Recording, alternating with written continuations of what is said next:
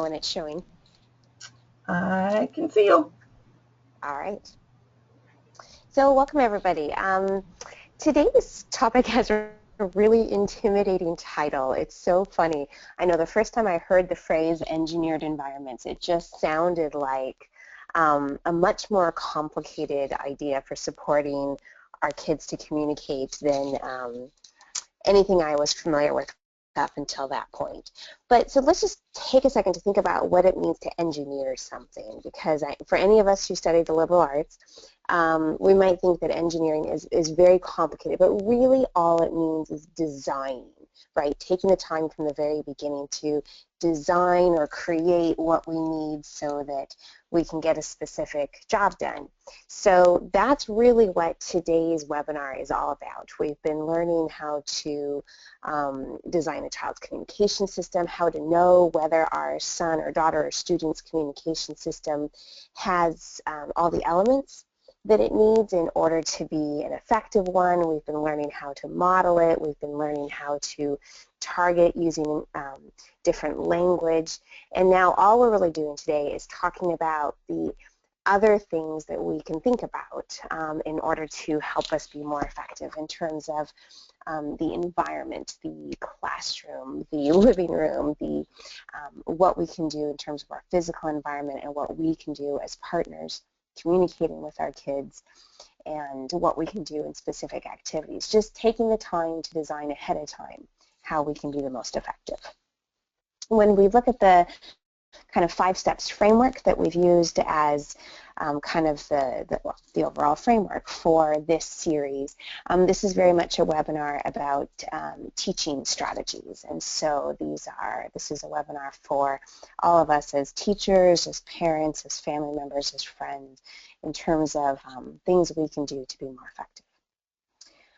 There is a wonderful PowerPoint out there by Judy Cumley and Mary Workus. Any of you who are speech-language pathologists or teachers might be particularly interested in this. If you simply Google it, this PowerPoint is available free, and we will post a link to it in the Facebook group.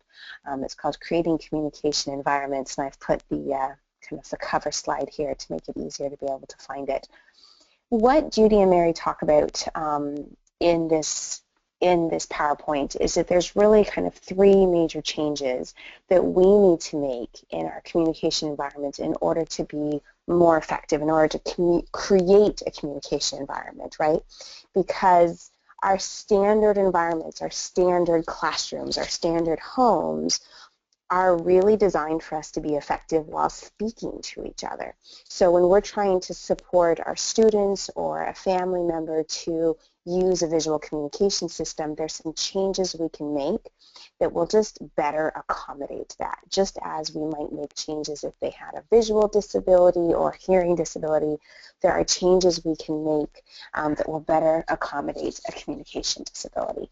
And what Judy and Mary talk about is that we can kind of organize those 3 kinds of changes in terms of changes for what we do as the communication partner, changes in the environment in terms of the physical space, and changes in the activities that we do with our students in terms of how we interact with them with communication. So I'm going to kind of follow their framework just in terms of talking about us as partners, talking about the physical environment, and then talking about the activities that we do as communication partners with our kids in different environments. This webinar will have more hands-on examples showing things that parents and teachers have set up in order to engineer these environments. But you can see all the detail that Judy and Mary put in theirs if you just Google that. And like I said, we'll put the link in the Facebook group. So first we have to engineer us, the partner, right? So which is just really taking the time ahead of time to create or design the ways for us to be most effective. This means we're trying to figure out how to set us up to be successful using communication systems and modeling the communication systems. And often what that really means is problem solving how the communication system, the AAC, will always be within arm's length. Right? So we problem solve that for our kids in terms of figuring out how they can wear the device, if they need a speaker that kind of thing, but we have to take one step back because for most of our students with Angelman, they are relying on us to model their communication system, and right now they're much more likely to be in the stage where we are going to use the system more than they are going to. So particularly for those most emergent kids, we have to make sure that the system is always within arm's length.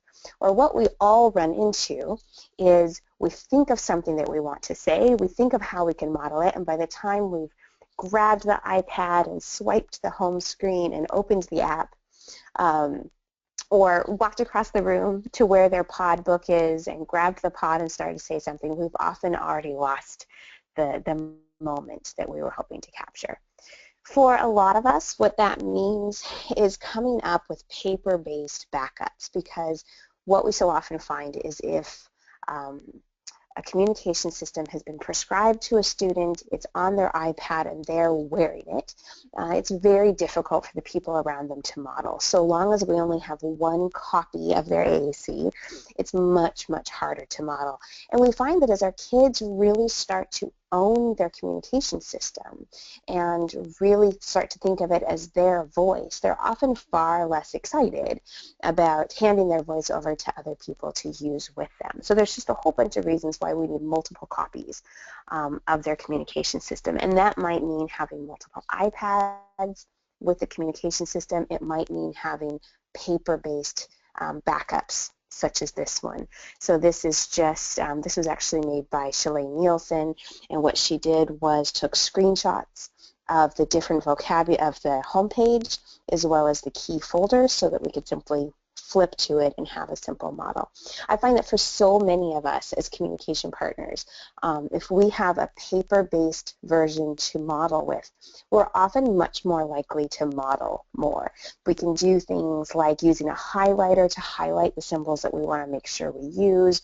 We can write on it. We don't have to be completely precise about what we touch while we're talking because there's no voice output, and so there's just kind of less performance demand on us. So modeling is when we are using the communication system. This will be familiar to all of you, but it's when we as the partner are using the communication system to communicate our own messages, to reflect back what our student is saying, such as I might indicate the symbols, oh, I think you like that. When my student is laughing or when my student pushes away, I say, oh, you do not like that. And I'm modeling what I think my student is trying to say. I might be modeling what the teacher is talking about. So if I go back here, maybe we are talking about something that's happened in history. Such as the settlement of Canada, and I might talk about things that are like that or things that are different, and I'm going to use the communication system to provide visuals around the concepts the teacher's talking about. And we're modeling kind of all the different things that are being said around us. We know that we have to model. We know that we can't just tell kids, use your communication system, use your words, show me this, point to that. We know that they have to actually see us communicating with it because that's simply how communication develops. And we know that when we model their communication system, it has enormous benefits in a whole bunch of ways. So for us, it helps us understand the strengths and limitations of the system. It helps us understand how it works because we can't expect our students to learn to use it if we don't really understand it kind of inside and out. So as we run into problems, as we have to problem solve, how are we going to say something, then it makes us much more sensitive to the issues that our students might be running into. It helps us realize when we get to that point of automaticity, of realizing that we've actually memorized sort of the pathway, or we've memorized the motor plan of how to say different messages, and we become much more sensitive to how much it takes for us to become that automatic in terms of being able to use the system. We know that when we model, we talk less and we talk slower and we use much more targeted words so that we're actually using a much smaller kind of bank of words to talk about whatever it is that we're doing. That can really support our students who struggle more with auditory processing or just still developing receptive language. So there's a whole bunch of reasons why we model. And there's different things that we need to engineer so we can be effective at this. So for example, one of the first things we often have to problem solve as the partner is how are we always going to have the communication system within arm's length. So this is just a photo of an iPad. This is a life-proof case and how someone has taken a purse strap in order to put a strap on it so that we can carry the device with us at all times, right? If your words are on the other side of the room, then they're not going to do you any good when you need them. So learning how to carry our system. So here's an example of a pod book with, again, a strap put on it. So how are we going to display it? How is it going to stand on the desk so that we can point to it? Many of our kids do better when the system is vertical. So the iPad is on a mount, or the iPad is on a stand, or the pod book is on a stand. And so we have to problem solve that stuff so that it's within, it's always within arm's length, and we can always find our words. So some of us as moms and as teachers, we're learning how to wear the iPad, and we're learning how to make that a daily habit, and we're problem solving, we're designing, we're engineering how it is that we're going to keep that device on our bodies so that it's always available when we model.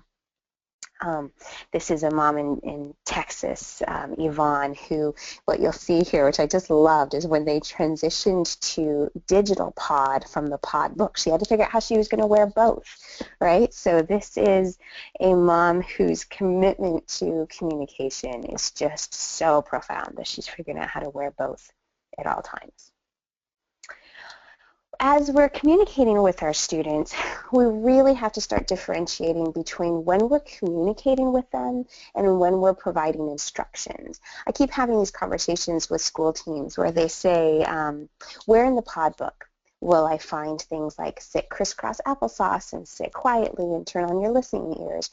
And all of those are classroom management. All of those are instructions, but they're not really communication in the same way, right?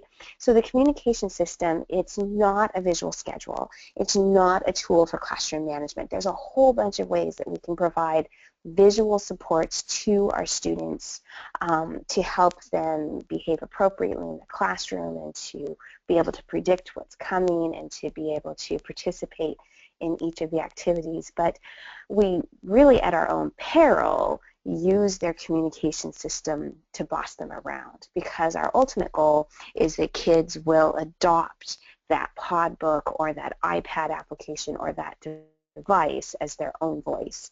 And we can see that that would be challenging to do if that system is only used to tell you what to do and when to do it. So just really keeping in mind the difference between those two. Some of the things that folks have done is taken the symbols that mean those particular instructions and use those symbols. By all means, use the same symbols. If your student's using Boardmaker symbols, then use Boardmaker. If they're using symbol sticks, use symbol sticks, and so on. But figure out a different way, not using their communication system to actually, boss them around, to actually give them those instructions. So this was a school team in California that had Boardmaker symbols on lanyards.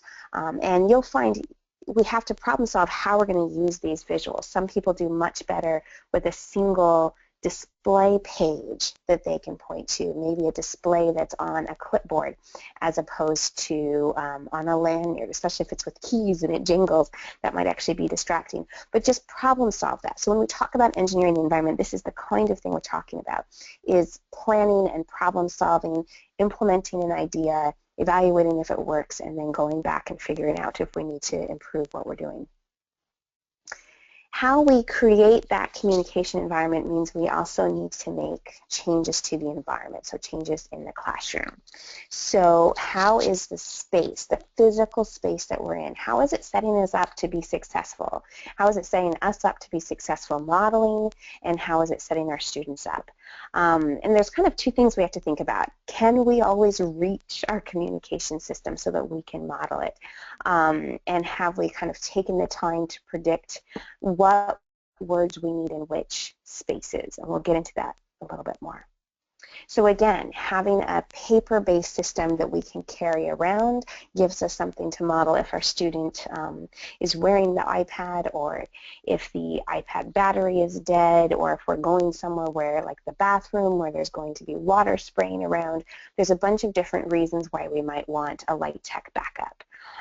This is Shalane, and this is just one of the most carefully crafted backup systems that I've seen. So she took her son's entire Proloquo system and made multiple copies of the entire vocabulary so that she can always find all of his words. I would say by far the majority of us who have made these kind of light text systems have instead focused on just kind of the homepage and key folders, whatever it is that we're most emphasizing. So Shalane has taken this to a whole new level. So here's another example. So this is just taking a smaller vocabulary and making sure that it's portable, that we can carry it around. It's just been mounted on a binder. Here's a student who was using the LAMP app. And again, all they did was take a screenshot of the homepage, laminate it, and have that available. For so many of us, we find that if this homepage alone is mounted on our student's desk, mounted on the dining room table, mounted next to the front door, mounted next to the back door, mounted next to the closet, or in the washroom, wherever the student gets changed, mounted next to the bed, then now we see those words. We see the visual as we go to talk, and sometimes for us, the light text system is the visual prompt that we need to remember to use our visuals and not just our spoken words. So thinking of how we are making changes to the physical environment so it reminds us to prompt and reminds us to model and prompts us to use our visuals. I always feel like if I have the symbols up somewhere, then it's like they're staring at me saying, please use me, and I'm just far more likely to do it. And what we find is that when the environment really supports us to model, then we model more, and when we have success modeling more, then success breeds success and we model more and more. So we may not always need these prompts. We might be able to develop a habit of always carrying the iPad or always carrying the full pod book.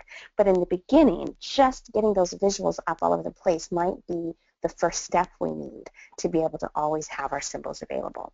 So here's one family took a screenshot of their son's Proloquo so that they had multiple copies of the homepage with all those key core words that we're focusing on, and then made a backside where there were just a few keywords. So at least on one sheet they had what they felt were the most high frequency.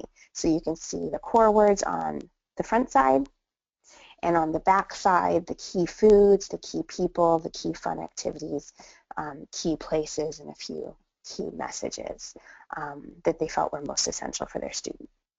Others have used things like Maureen Never's core word accordion fold book. You can see that what this is I think it's 120 different core words that have been organized. There's a few different versions in the Facebook group, but organized in a way that you can collapse this and throw it in a diaper bag, in a backpack, keep it in your glove compartment, keep it throughout your house. So just a very simple way to be able to carry those words around so that they're available when you need them.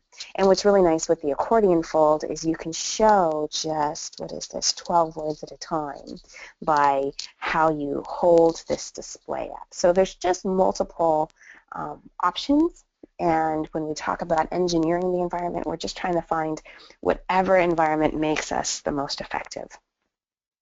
This is a cloth version. So some folks have students maybe who struggle with distraction from the laminate, or have visual issues with displays that are laminated, or just need something that can even just be wadded up and thrown into a backpack or a diaper bag or a briefcase. And so this was just taking an iron transfer from the craft store, where the student's homepage was ironed onto fabric that can be washed, that can be chewed on, that doesn't have all those shiny, enticing properties of plastic, but the family still has easy access to the visual symbols.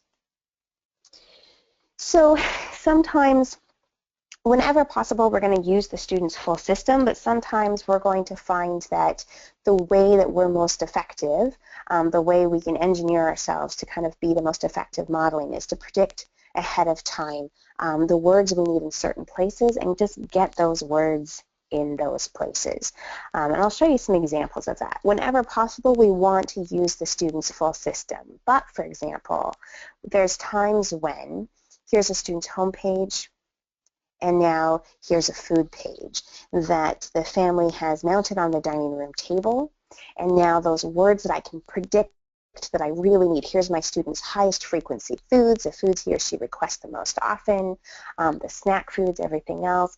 We can still talk about things like eat and drink and taste and like and want, along with favorite foods, or something different along with all these favorite foods, but by having it available like a placemat or taped to the table, I know I always have my meal words at the place where we eat meals. So this kind of context-specific vocabulary can be really helpful. Here's a food display that another family was using. This has been printed on a rip-proof, waterproof paper so that it doesn't have to be laminated, so the student has access to yummy and yucky and it's hot, or the food's cold and I want it now, I want to eat something different, I'm ready now. And the parent can model, we need you to wait a minute, and are you finished? And the student can model, oh, you want me to hurry up, or do you want some more? So just a whole bunch of different ways we can do it, but having those food words in the place where we eat is a context-specific way to help the environment kind of support us to use our symbols during mealtime. Here is a display posted on a student's front door with kind of those key core words that we use related to leaving the house and going places in the community. Here is a display from a mom in the UK where she took her son's pod words and made a floating display. So kind of here's some of his key sort of core words around swimming, such as we want to get in or get out. But then he also has his much more context-specific, the words that we can predict he most needs while swimming, kind of those noun words and some of those verb words that we most need in the swimming pool are also available as well. So this is waterproof and can go with him in the pool and so on. Here's another version of a display that's been attached to a pool floaty. So you can see that all these are all environmental tips, right? So these are things we can add to the environment to help us remember that, yes, even swimming or even bath time are times when we need our words, and how can we make sure that our words are available in those places where we need them when we need them. So planning ahead of time, what are all the different places where we need words, and how can we get them there, so that if we can't take the whole system, if we can't take the iPad in the water, how can we get our words ready? And here's a quick shortcut. This was, again, I think this was Shalane, and all she did was take a Sharpie. So when you have nothing else, even a Sharpie can give you context-specific words just to help foster communication in the pool and in different environments. So just be creative and just think about ways we can do that.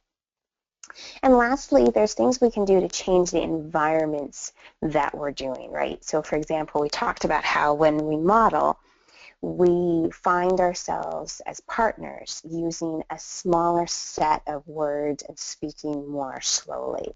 And there's other things that we can do to change those activities and change how we do those activities to better support communication. We might create some activities just to foster use of communication, right? So we might invent an activity that we only did for this one reason. We want to think about activities that are just extremely motivating. And often when we try to create these kind of motivating activities, maybe we're doing things like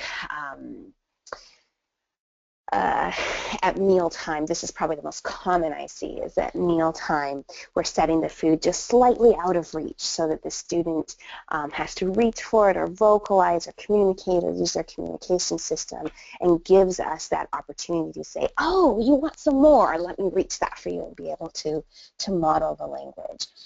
It often really helps if the activity is already familiar and it's already fairly predictable. So for example, there's a classroom where the teacher had targeted words like stop and go for the student, and they were using stop and go to really direct the student to go to different places in the classroom or to stop doing different activities. And so they invented a game of using stop and go to provide an opportunity for the student to boss the adults around and to direct the adults to stop or go, so that it wouldn't just be words that were only used to boss the student, but that instead a game specifically designed for the student to use her communication system, to use those same words that she had seen modeled.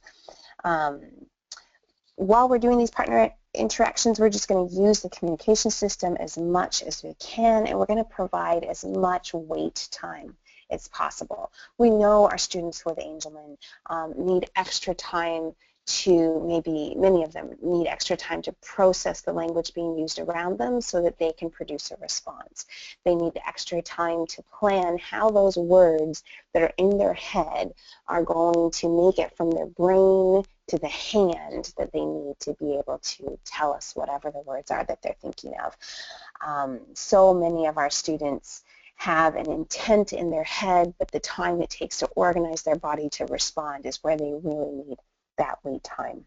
We're going to use as much non-directive language as we can, and Maureen has already talked about that quite a bit in an earlier webinar, where we're just using the student's communication system to comment and elaborate on and expand on what the student is saying, rather than just asking true and false kind of questions or close-ended questions that only have one correct answer. So whenever possible, we're going to engineer how we interact with our students, such as not simply handing them something that they want, not simply predicting ahead of time everything it is that they might want or need, but actually try to engineer the interaction so that they have to communicate in more ways with us by requesting it, whether it's by using their eyes or using their hands, or eventually using their communication system. So maybe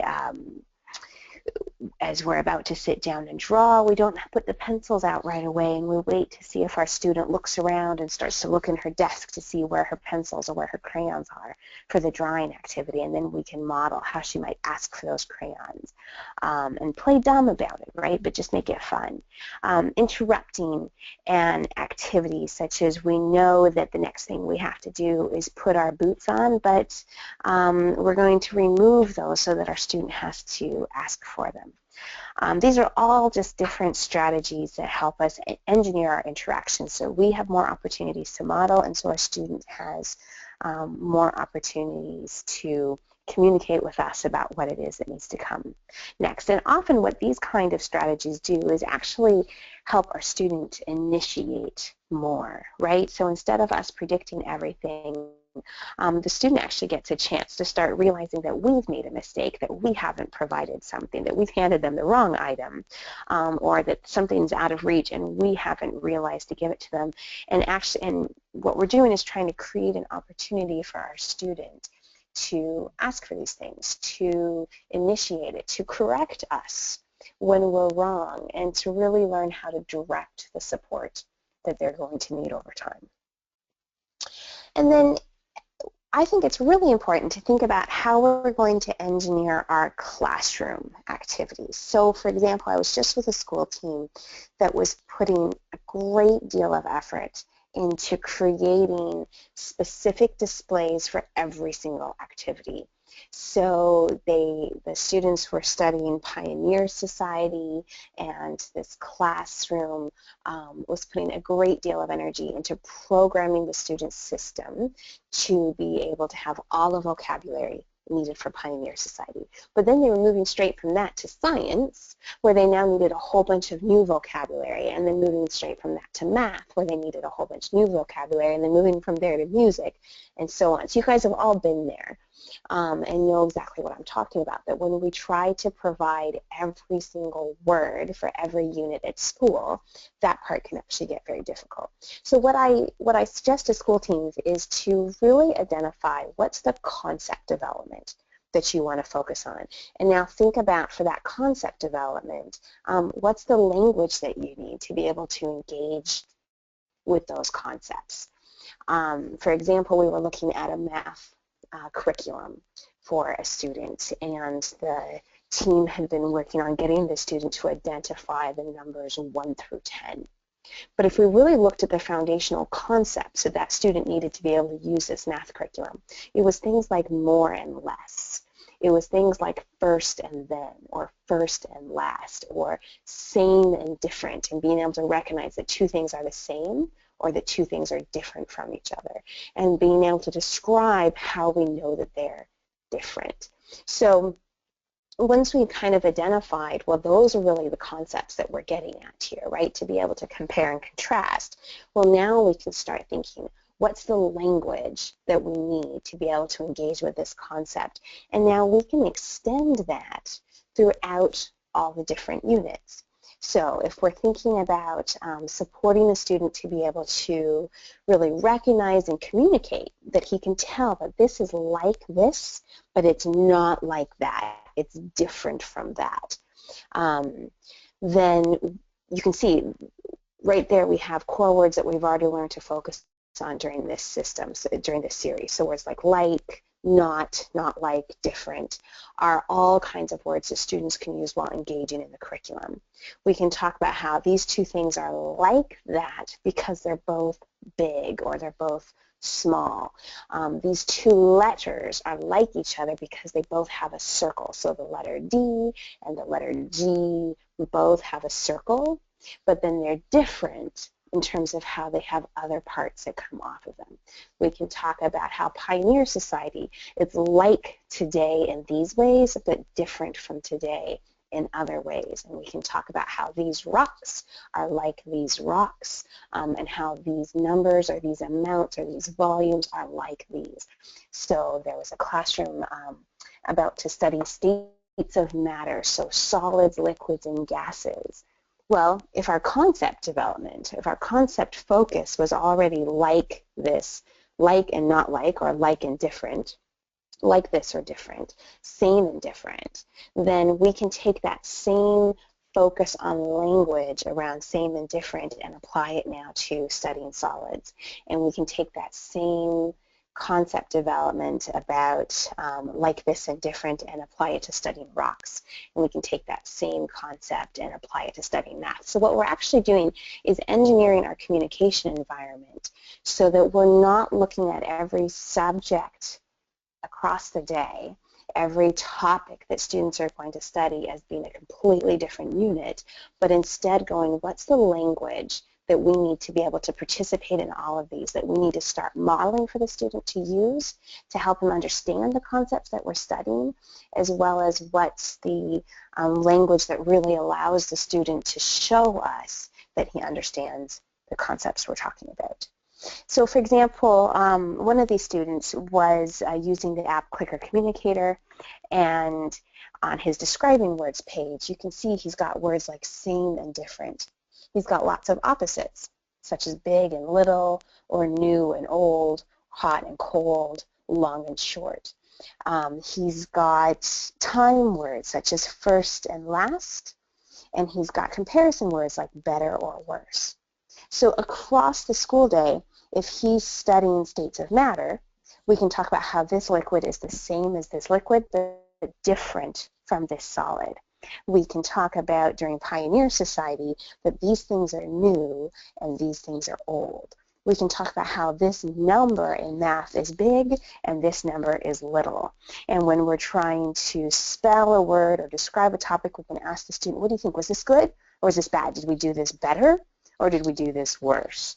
And we can use just his describing words page all across the school day, across a whole bunch of different units and topics, and help him learn to use this relatively small number of words in many different ways multiple times throughout the day, rather than presenting him with those nouns like sedimentary rocks versus igneous rocks versus pioneer society vocabulary versus the rest. So I'm hoping that makes sense. But if we engineer ahead of time the concepts that we're focusing on and marry those concepts to the language that we need to be able to describe those concepts, then we get to a place where we don't have to be reprogramming the student's device every day or every week as new topics come up.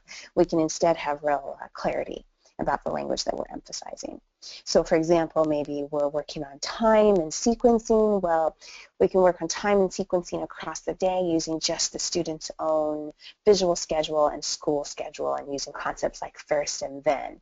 But we can take those same words, that same language and communication words to talk about first, Canada was settled this way, next, this happened, and last, this is what happened. Or as these rocks were formed, first, next, and last. Or first it was a liquid, and then it evaporated, so next it became a gas, and last it froze and became a solid, etc.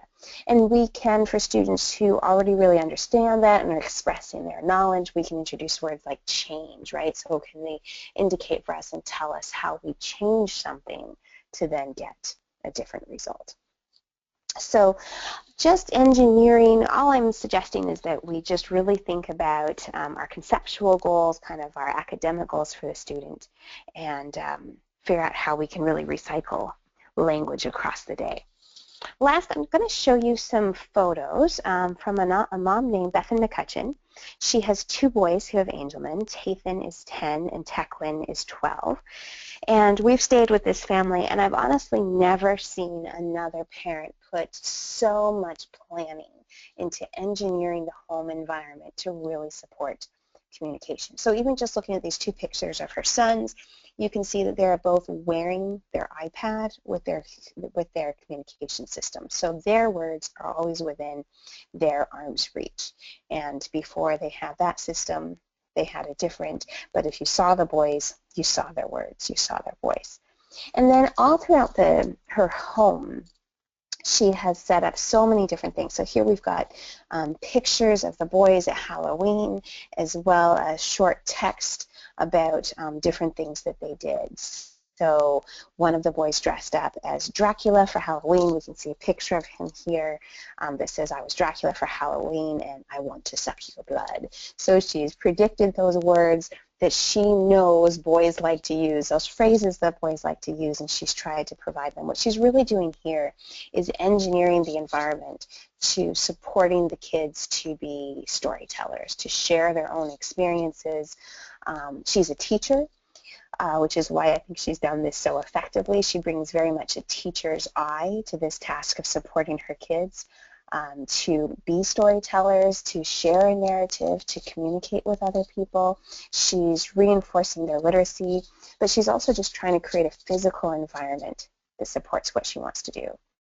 In their bathroom, where they take a bath, she's predicted ahead of time the phrases that her boys would most likely use. And many other families have done this, and they've even just used their homepage, because likely their homepage has words like in and out, or a specific bath time page. So you can take the bath time page from a pod book and hang it up in the washroom in a similar way and have kind of that same predictive vocabulary available. Next to the boys' closets, what she did here was realize that there was certain predictive vocabulary that her boys needed in different places, such as in the bedrooms, next to the bed, and next to the window, and that they really needed voice output. And they each have an iPad to communicate, but sometimes that iPad is on the charging station and isn't available, or the boys have gone to sleep and the iPad is now elsewhere. And so for them to have voice output while still having access to their most important messages. So they can call for someone else to come into the room. What these devices are is Go Talk 12s or Go Talk 20s, and she's mounted them all around the house in different places so that wherever her boys go, they have voice output combined with predictive vocabulary. They still always have their iPads. They always have their complete systems on them, but what she's done is just really looked at the environment and thought about what are the words they need to always have. So if the iPad is across the room, what gives them the words that they need, whether it's helping them using visuals, using their own symbols as visuals to help find their clothing, or to talk about the process of getting dressed for the day and where they're going to go and is there a special occasion. She's got all those words ready so that those words are always something she can model and that her boys can see. So Bethan is just an extraordinary example of really planning a space so that those words are always available. So that's pretty much all I wanted to share. I think that the concept of engineering in an environment sounds really complicated, but you can see that other moms, other teachers have already put very simple strategies in place to just make sure that the spaces that we're in are more conducive to us modeling our student system, that the activities that we do with our students are more conducive to our students communicating with us, and more conducive to us really modeling communication with them. I think the next steps starts with asking kind of how is your environment already supporting you to model and what do you need? So for example, one of the first things you might need is on your student's desk at school, have at least the home page of their core word system or a select vocabulary from their system so that if for any reason their words are across the room, they have access to their most high frequency phrases, including things like, I need my pod book or I need my iPad. That might be one of the first messages that we would put on a display like that. Thinking about those times when you want to model and you find yourself afterwards going, why didn't I do that? Why didn't I have the system with me? What would have supported you? Maybe it's having a communication display literally taped to the wall next to the bathtub or taped to the dining room table so that you always have those words handy. Chances are, when you ask yourself which activities are easiest for you to use your child's communication system or your student system, those are those kind of predictable routine activities where you're already sitting down and your student is already sitting down. So often what we have to problem solve is the other times, particularly the times that involve water, because none of us like to take an electronic anywhere close to water, no matter that the iPad case says that it's military grade and waterproof. So just figuring out how to take those words on the go into each place where our students might go, including the bathtub, the swimming pool, on a hike. We looked at some systems here that can be folded and collapsed and stowed away easily in a small space so that we at least have those keywords. If you come up with strategies that are helping you or you're trying to problem solve, what's a strategy that would help me in this context, please post it in the Facebook group. That's really what that's there for. We'd love to help you brainstorm, but we'd also just love to really find out what's working for you. And I think that for all of us, if we don't have an extra copy of our student system in place, whether it's an extra iPad, a spare pod book, a light tech version of whatever's on their Dynavox, whatever that system is that our student has, if we don't have at least one extra copy, then probably the first thing we need to do to engineer the environment to better support us and to better support our students is to make that paper-based backup. So before we take questions, I'll just say that the ASF Communication Training Series is made available by the Angelman Syndrome Foundation through a generous grant from the Foster Family Charitable Foundation. And then we can take questions if anybody has them.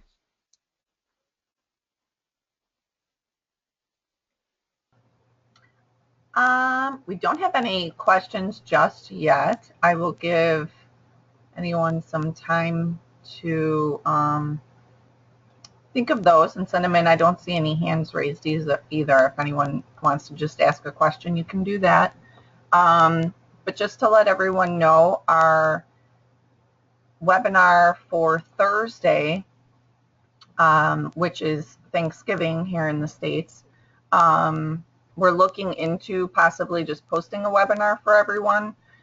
So stay tuned for information on that, and then we'll resume our normal live webinars the following week, which will be December.